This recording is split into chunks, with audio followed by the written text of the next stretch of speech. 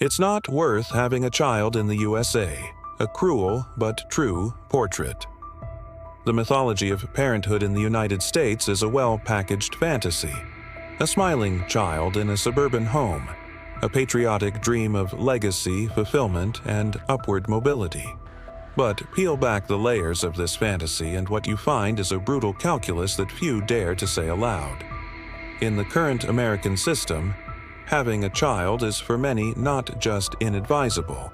It's a direct route to financial, emotional, and existential depletion. This is not cynicism.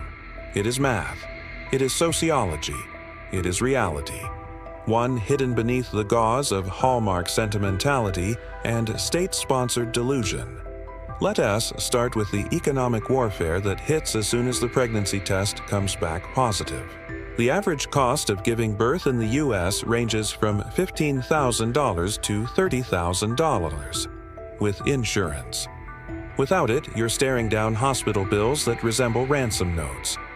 Unlike almost every other developed country on Earth, the United States offers no federally mandated paid maternity leave. For many, the arrival of a child means an instant plunge into economic precarity. You're expected to raise the next generation of citizens, but on your own dime, your own time, and with no structural help. Welcome to the land of rugged individualism, where even parenthood is privatized suffering. Then comes childcare, or what should more honestly be called a second rent. The average annual cost of daycare for one child in the U.S. is over $15,000, more than many college tuitions. That's if you can even find a spot. In many cities, parents are waitlisted before the baby is even born. The choice becomes binary. Sacrifice one income to stay home, or work simply to pay someone else to raise your child. Either way, your family's financial ceiling collapses. And yet, the system keeps whispering, it's worth it, it's your duty, it's what life is for. But that whisper comes from a place of denial. The American dream doesn't include the mental health collapse that follows many new parents.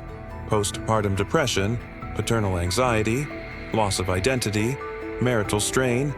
These are the dark truths no one includes in baby shower speeches.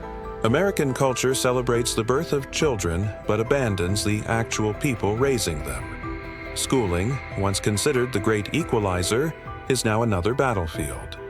If you're poor, your child is assigned to a crumbling public school system, over-policed and underfunded.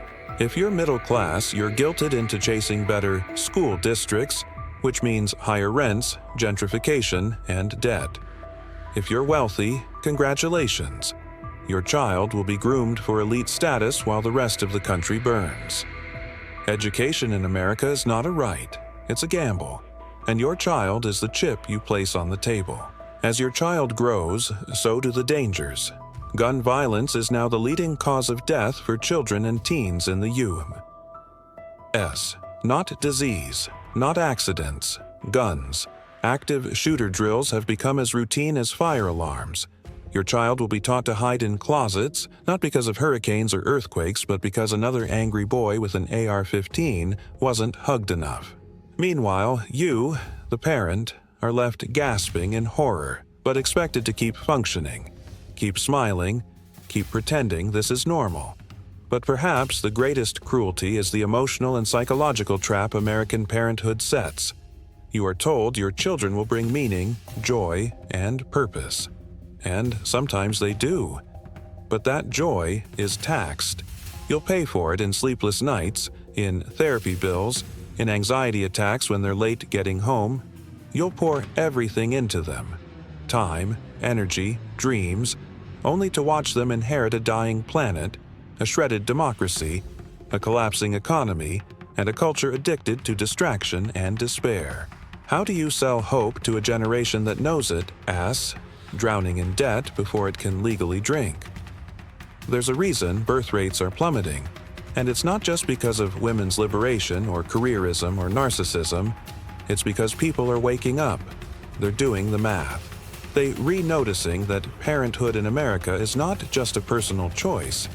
It's a systemic trap, one that promises transcendence and delivers burnout.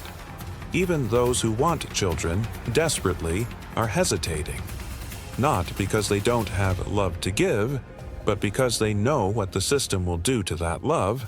It will stretch it, drain it, monetize it, turn it into content. Your child's life will be measured in standardized test scores, insurance codes, social media likes, and eventual job placement in an economy rigged against them. And you, the parent, will be held responsible every step of the way. Still, there will be those who say, "But it's worth it." And maybe, for some, it is. Maybe they have the resources, the support, the illusion strong enough to override the evidence. But for millions, the numbers don't lie. The dreams don't materialize, and the sacrifices don't return on investment. In truth, parenthood in the modern United States is a luxury good disguised as a moral obligation, a status symbol with hidden fees, a lifelong subscription you can't cancel, with emotional overdrafts that never end. This isn't an argument against love. It's not an indictment of children.